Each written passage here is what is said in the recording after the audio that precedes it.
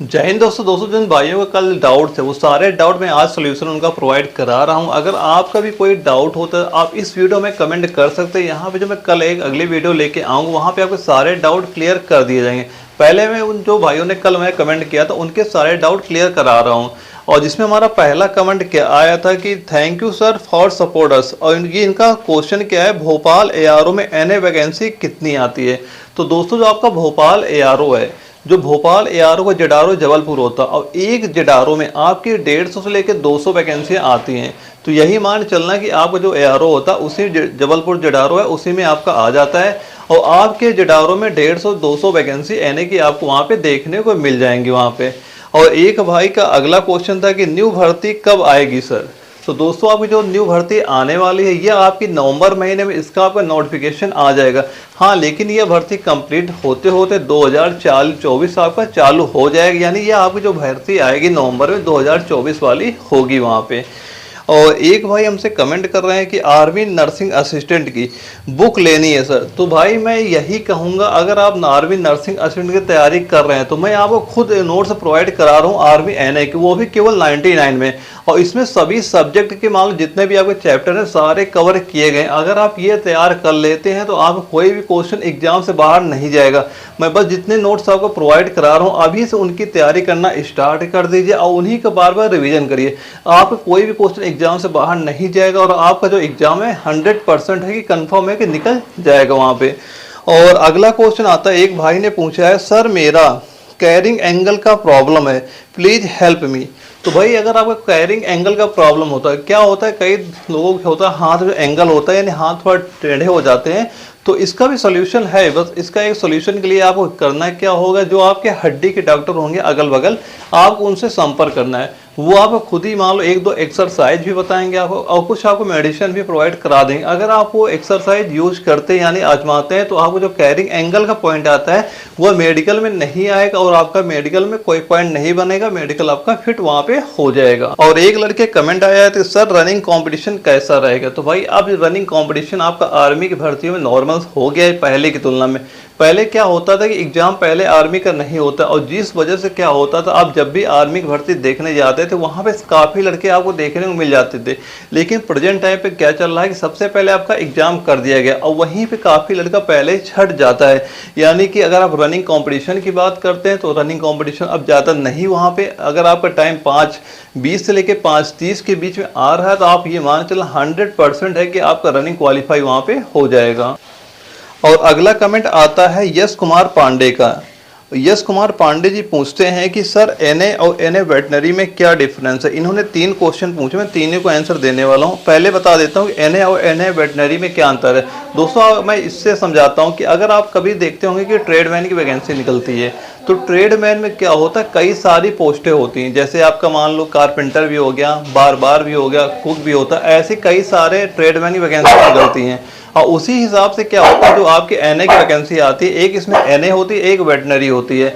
केवल इसमें क्या होता है ट्रेड अलग होता है, लेकिन आप चाहे एनए से भर्ती हो चाहे एनए वेटनरी से हो दोनों में आपका मेडिकल ही काम वहाँ पे रहता है। यानी आपका जो मेन काम रहेगा वो नर्सिंग असिस्टेंट के वहाँ पे रहता है, चाहे आप एनए से भर्ती हो चाहे एनए वेटनरी से हो। लेकिन हाँ अगर आप एनए वेटनरी से देखते हैं इसमें कॉम्पिटिशन ज़्यादा होता है। कॉम्पिटिशन इस वजह से ज़्यादा हो जाता है क्योंकि एनए वेटनरी में जो आपकी वैकेंसियाँ निकल के आती हैं ज़्यादा वैकेंसी आपकी एनए वेटनरी में नहीं होती है एनए की तुलना में।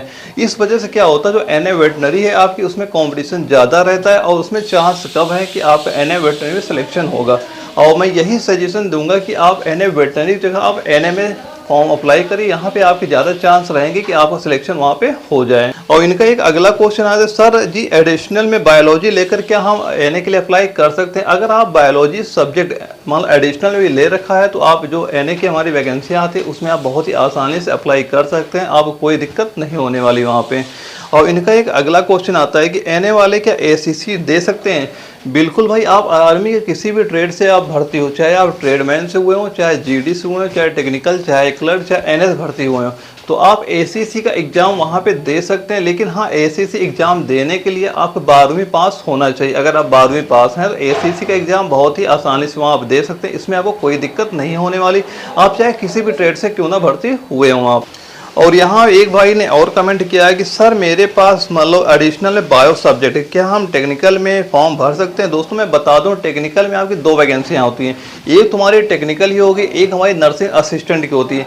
अगर आपने बायोलॉजी सब्जेक्ट ले रखा है तो यहाँ पे आप जो नर्सिंग असिस्टेंट के जो फॉर्म आते हैं उसे अप्लाई कर सकते हैं, क्योंकि जो टेक्निकल की वैकेंसी आती है उसमें आपको मैथ होना चाहिए, लेकिन नर्सिंग असिस्टेंट जो ये भी टेक्निकल में ही आती है इसको आप अप्लाई कर सकते हैं, इसमें आपका बायोलॉजी सब्जेक्ट आपका होना चाहिए। तो आपका अगर बायोलॉजी सब्जेक्ट है तो आप जो हमारी नर्सिंग असिस्टेंट की भर्ती आती है उसके लिए फॉर्म वहाँ पे अप्लाई कर सकते हैं वहाँ पे। और एक अगला क्वेश्चन पूछा गया है राहुल यादव का, इनका जो जिडारो है लखनऊ आता है, इनका क्वेश्चन है कि मेरी एक 12वीं मार्कशीट है जो कि भीग गई है और जिस कारण से क्या होता है इनके कुछ नंबर वहाँ पे मिट गए हैं, और इनका क्वेश्चन है क्या हम भर्ती देख सकते हैं?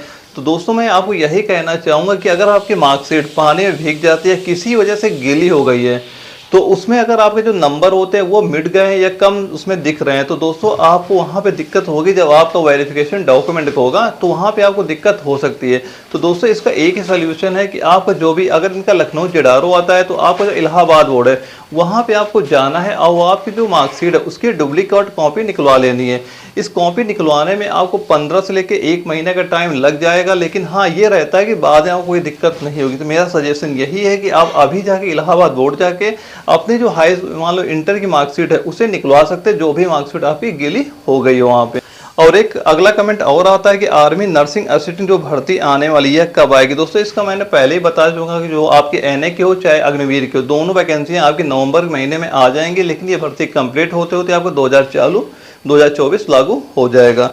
और एक भाई का और कमेंट आता है कि सर एआरओ टेक्निकल एज बताओ। तो भाई मैंने अभी बताया कि टेक्निकल में आपकी 2 वैकेंसियाँ आती हैं, एक आपकी नर्सिंग असिस्टेंट की होती है और एक टेक्निकल की होती है। अगर हम टेक्निकल की एज की बात करते हैं तो इसकी जो आपकी एज होनी चाहिए 18 से लेकर 21 साल एज आपकी होनी चाहिए। वहीं अगर टेक्निकल में एक नर्सिंग असिस्टेंट की वैकेंसी आती है, इसके लिए जो आपकी एज होनी चाहिए 18 साल से लेकर 23 साल के बीच में आपकी एज होनी चाहिए। हाँ लेकिन इस बार जो आने वाली वैकेंसियां हैं उसमें आपको 50% चांस है जो टेक्निकल की एज है उसमें आपको 2 साल की छूट मिल जाएगी। क्योंकि क्या हो रहा है ना कि जो लड़के मान लो जो टेक्निकल से भर्ती देख रहे हैं उनमें क्या होता है, डिप्लोमा वाले लड़के नहीं मिल पा रहे हैं, क्योंकि डिप्लोमा करने में उनका जब डिप्लोमा कंप्लीट होता है, चाहे वो ITI कर रहे हो चाहे पॉलिटेक्निक कर रहे हो, वहाँ पर उनको 2-3 साल लग जाते हैं और जिस कारण से उनकी 21 साल से ज़्यादा हो जाती है।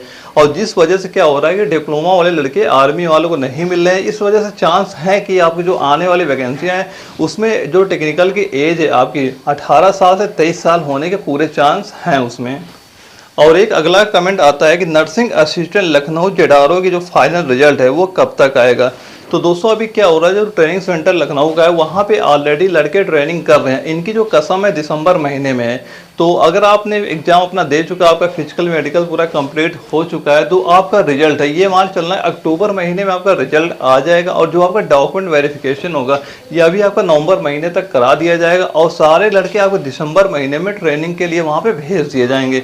यानी ये मान चलना है आपका जो रिजल्ट हो जाएगा अक्टूबर महीने तक आपका रिजल्ट आ जाएगा और डॉक्यूमेंट के लिए नवंबर में बुला लिया जाएगा आप सभी को।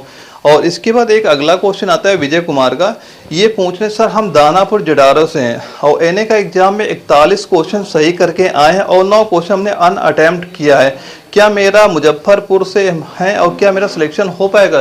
दोस्तों अगर आपने 41 क्वेश्चन सही कर दिए हैं तो आपका कंफर्म है कि आपका सिलेक्शन हो जाएगा। आपको जब भी रिजल्ट आएगा आपका बिल्कुल 100% कंफर्म है, आपका नाम मेरिट लिस्ट में जरूर आ जाएगा। और इनका एक और क्वेश्चन है कि दूसरी बात, मेरा दोस्त एनए की तैयारी करना चाहता है, कोई सलाह दीजिए। तो दोस्तों अगर आप आर्मी नर्सिंग असिस्टेंट की तैयारी कर रहे हैं तो मैं जो आपको नोट्स प्रोवाइड करा रहा हूं बस आप यही सारे कंप्लीट तैयार कर लीजिए, आपका एग्जाम बिल्कुल निकल जाएगा। ये मान चलना 45 लेके 46 क्वेश्चन मैं जो आपको नोट्स प्रोवाइड करा रहा हूँ वहाँ पे आपके सारे क्वेश्चन देखने को मिल जाएंगे वहाँ पे। बस मैं जितने नोट्स प्रोवाइड करूँ अभी से तैयारी करना स्टार्ट कर दीजिएगा और ये सारे कंप्लीट नोट्स आपको केवल 99 में ही मिल जाएंगे। अगर नोट्स लेना चाहते हैं तो दिए गए नंबर संपर्क करके नोट्स ले सकते हैं वहाँ पे। और एक अगला कमेंट आता है दर्शन पाटिल जी का, इनका क्वेश्चन है कि हाइड्रोसील का पॉइंट क्या बनता है और इसका सोल्यूशन कैसे होगा? तो दोस्तों अगर आपको हाइड्रोसील है तो इसके 2 टाइप के होते हैं, या एक हाइड्रोसील होता है काफ़ी टाइम से है इसका अलग सोल्यूशन होता है, और एक क्या होता है नॉर्मल से होता है जो मान लो 10 या 5 दिन हुए हैं और हाइड्रोसील हुआ है। तो दोस्तों अगर आपको काफ़ी टाइम से मान लो हाइड्रोसेल की दिक्कत हो रही है, इसके लिए एक ही सोल्यूशन है कि आपको अपना ऑपरेशन कराना होगा। और इसमें कम से कम ऑपरेशन होने के बाद 15 से लेकर 1 महीने का टाइम लग जाता है इसको रिकवर होने में, सही होने में। तो अभी आपके पास टाइम भी, अगर आपको हाइड्रोसेल की कोई दिक्कत होती है तो आप अभी अपना ऑपरेशन करा लीजिए। इसका पॉइंट आगे कोई नहीं बनेगा, आपका जो भी इसका पॉइंट होता है उसका सोल्यूशन हो जाएगा, यानी कि मेडिकल आपका फिट बिल्कुल हो जाएगा वहाँ पे। और इनका एक अगला क्वेश्चन आता है कि आर्मी नर्सिंग में कौन सी बुक खरीदें। एक भाई कमेंट कर रहा है कि आर्मी नर्सिंग की तैयारी करने के लिए हम कौन सी बुक खरीदें। दोस्तों मैं इसका सोल्यूशन पहले ही बता चुका हूं। अगर आप आर्मी एनए की तैयारी कर रहे हैं, जो मैं नोट्स आपको प्रोवाइड करा रहा हूँ, बस आप यही सारे नोट्स तैयार कर लीजिए, आपका एग्जाम बिल्कुल ही निकल जाएगा। और दोस्तों हमारा अगला कमेंट आया है विष्णु सिंह का है। इनका कहना है कि जयपुर जेडावरों में कितनी वैकेंसी आती हैं और अगली वैकेंसी कब तक आएगी। दोस्तों इसका सोल्यूशन अगली वैकेंसी कब तक आएगी इसका मैंने ऑलरेडी पहले ही बता चुका हूं, लेकिन यह भी बता चुका हूं कि जो एक जेडारो होता है हमेशा एनए की वैकेंसी 150 और 200 के बीच में होती है। तो इस बार भी आपका जेडारो से जो भी वैकेंसी आएंगी वो 150 और 200 के बीच में ही रहने वाली हैं। और तुम्हारा अगला कमेंट आता है, इनका नाम है सर मेरा नाम रवि है और मैं गया एआरओ हूँ, अगली बहाली कब तक आएगी, यानी अगली वैकेंसी कब तक आएगी। दोस्तों इसका ऑलरेडी मैंने आंसर दे चुका हूँ आप। और दोस्तों हमारा अगला क्वेश्चन पूछा है दिलीप पनवार ने पूछा। इनका कहना है कि मेरा लिगामेंट का यानी कि ऑपरेशन हुआ है, तो क्या इसका पॉइंट बनेगा जब हम अपना मेडिकल देंगे। तो दोस्तों अगर आपका ऑपरेशन मान लो लेजर से हुआ है तो आपको पॉइंट ये नहीं मान चलना 90% चांस है कि आपको कोई पॉइंट वहाँ मेडिकल में नहीं बनेगा, लेकिन हाँ 10% चांस इस वजह से हो जाते हैं क्योंकि अगर आप जहाँ पे ऑपरेशन हुआ है अगर आपके कट मार्क बने हुए हैं तो ये पॉइंट आपका वहाँ पे बन सकता है। तो अगर आपके मान लो जब वहाँ ऑपरेशन हुआ है कोई मान लो कट मार्क नहीं बना है तो आपको कोई पॉइंट नहीं बनेगा और आपका जो मेडिकल है फिट हो जाएगा वहाँ पर। और जो हमारा एक अगला कमेंट आता है इसमें पूछा गया सर जी आर्मी एनए की भर्ती कब आएगी नेक्स्ट। और मेरा नाम ये बता रहे हैं उवैश है और इनका एआरओ जो है मेरठ है। दोस्तों इसका मैं आंसर पहले ही दे चुका हूँ कि आने वाली जो एनए की वैकेंसी वो कब तक आपकी आ जाएगी। और अगला ये क्वेश्चन पूछा गया कि मेरा नाम धीरज कुमार कुशवाहा है और ये बोलते हैं कि मेरे एनओसी की बोर्ड की अनुसूचित की मानता है, सर वो भर्ती कब तक आएगी। तो भाई जो भर्ती आने वाली है मैं आपको ऑलरेडी बता चुका हूँ कि भर्ती आपकी कब तक आ जाएगी। और एक क्वेश्चन पूछा गया है कि मेरा एक नाखून थोड़ा सा ब्लैक हो गया है। तो दोस्तों क्या होता है कभी कभी क्या होता है किसी को चोट लग जाती है और जिस वजह से क्या होता है उनका जो नाखून होता है हल्का सा ब्लैक पड़ जाता है, यानी खून वहाँ पे जम जाता है जिस कारण से वो काला पड़ जाता है। तो दोस्तों जब भी आपका मेडिकल होता है ये पॉइंट आपका नहीं बनेगा कि आपका नाखून काला हो और इस वजह से आपको मेडिकल से बाहर कर दे। तो अगर आपका नाखून काला है तो आपका कोई पॉइंट नहीं बनेगा और आपका जो मेडिकल है फिट हो जाएगा वहाँ पे, आपको टेंशन लेने की कोई भी जरूरत नहीं है।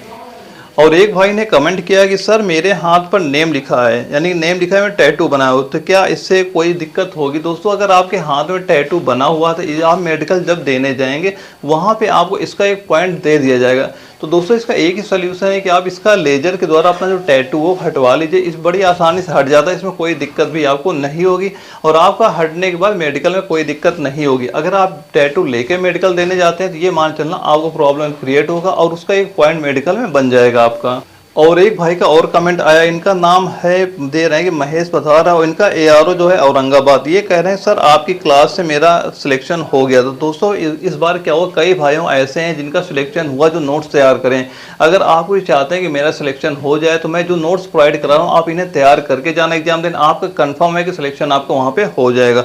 और एक भाई ने कमेंट किया था कि दानापुर एआरओ को इंडियन आर्मी नर्सिंग असिस्टेंट की भर्ती कब आएगी। दोस्तों जितने भी एआरओ जेडारो हैं, चाहे आप एनए की भर्ती देख रहे हो चाहे अग्निवीर की देख रहे हो, मैंने ऑलरेडी बता चुका हूं कि आपकी जो आने वाली भर्ती है वो कब तक आपकी आ जाएगी। और एक भाई ने कमेंट किया कि सर जी नर्सिंग असिस्टेंट के लिए 22.5 साल एज क्यों ले रहे हैं, जबकि जो हमारा फॉर्म का नोटिफिकेशन आता है उसमें 23 साल लिखा रहता है। दोस्तों इसका मेन रीजन यही है कि जब भी आपका फॉर्म नोटिफिकेशन निकलता है उसमें 23 साल तो लिखा रहता है, लेकिन क्या होता है कि भर्ती कंप्लीट होते होते आपके 5 या 6 महीने लग जाते हैं। तो ये ऑलरेडी ऐसे लेके चलते हैं कि लड़का जब ट्रेनिंग के लिए जाए तो वहाँ पे उसकी ये 23 साल से ज़्यादा ना हो। इस वजह से क्या होता है 22.5 साल लड़कों के लेते ही वहाँ पे कि ट्रेनिंग में जब भी हो जाए उसकी एज 23 साल से ज़्यादा नहीं होनी चाहिए वहाँ पे। और दोस्तों एक लड़का कमेंट कर रहा है कि सर मेरा 6 फिंगर है, क्या आर्मी एनए जब मेडिकल देने जाएंगे तो वहाँ पे क्या कोई दिक्कत होगी। दोस्तों इसमें क्या 6 फिंगर वाले में क्या होता है मेडिकल में आपका इसका पॉइंट बन जाता है और ये डिपेंड करता है कि आप जो 6 फिंगर है किस उंगली में फिंगर, आपने ये नहीं बताया कि आपका 6 फिंगर किस उंगली में। तो अगली जो वीडियो आएगा उसमें आप इस वीडियो में कमेंट कर देना कि मान लो आप जो अगला एक एक्स्ट्रा फिंगर हो किस उंगली में है, जिस वजह से आपको कंफर्म बता पाऊँ कि आपको जो मेडिकल अगर आप देने जाते हैं वहाँ पे आपको कोई दिक्कत होगी कि नहीं होगी। दोस्तों यही सारे डाउट लड़कों ने पूछे थे जिनके मैंने सोल्यूशन आपको प्रोवाइड करा दिया, लेकिन फिर भी अगर आपका डाउट रह जाता आप हमें कमेंट बॉक्स में दोबारा कमेंट कर देना। अगले जो वीडियो आएगा वहां पे उसका आपको सोल्यूशन प्रोवाइड करा दूंगा। और दोस्तों ये वीडियो अगर आपको जरा से भी अच्छी लगे तो वीडियो को लाइक कर देना। अगर आप चैनल में नए हो चैनल सब्सक्राइब कर लेना था, आगे चल के क्या होगा आपको इस तरह की वीडियो मिलते रहेंगे। ओके दोस्तों, मिलते हैं अगले वीडियो, तब तक के लिए जय हिंद।